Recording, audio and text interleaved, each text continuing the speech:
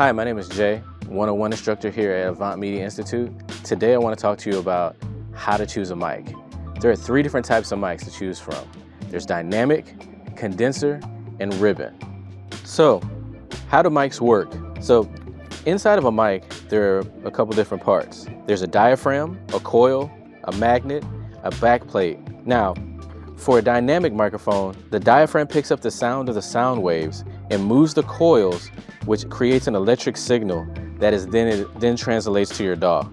So, and that is what you see coming into your system as a waveform. On a condenser mic, there's a fixed plate and a loose plate. And that acts as the diaphragm that picks up vibrations. Now, the loose plate generates different charges, and this process requires an external power, which we tend to call phantom power. And you'll usually see it on the microphone as 48V or on a console as 48V like that.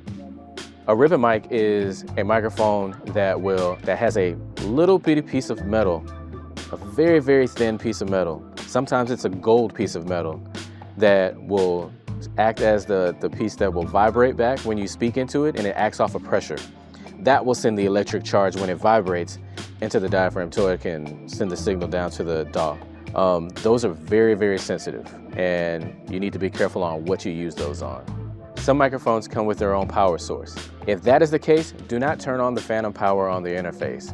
That will short out the microphone and it will not continue to work. When choosing a mic, there's also some things you need to take into consideration. The frequency response of a microphone.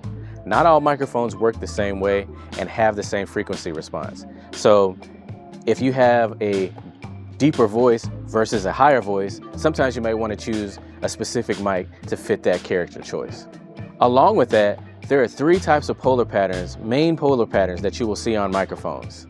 You will see cardioid, omni, and bidirectional.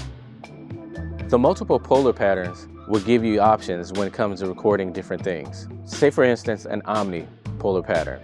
That's good for recording a choir maybe if they're standing around. It will pick up everything in the 360.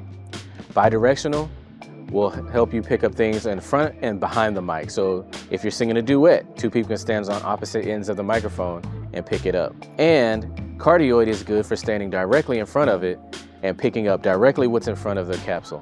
When choosing a microphone, also be mindful of the sound pressure level that it might face. With certain mics and certain instruments, you don't want to pair them together. For instance, if you were using a ribbon microphone and you had a loud source at the other end of it, it might damage the microphone because that ribbon is very sensitive and it can't take that high of a pressure. All the information that we just went over on the microphones is available on the company's website that manufactures the microphones. The difference between dynamic microphones and condenser microphones is that dynamic microphones are passive and condenser microphones are active, which means that they need 48 volts to work. Some good examples for dynamic microphones are microphones such as the Electro Voice RE20 or the Shure SM7B. Those microphones are used a lot in broadcast. Condenser microphones such as the U87 made by Neumann or the Sony C800 are great for in-studio and using them in front of a singer. For ribbon mics, the Royer and the Bear Dynamic will give it a vintage sound.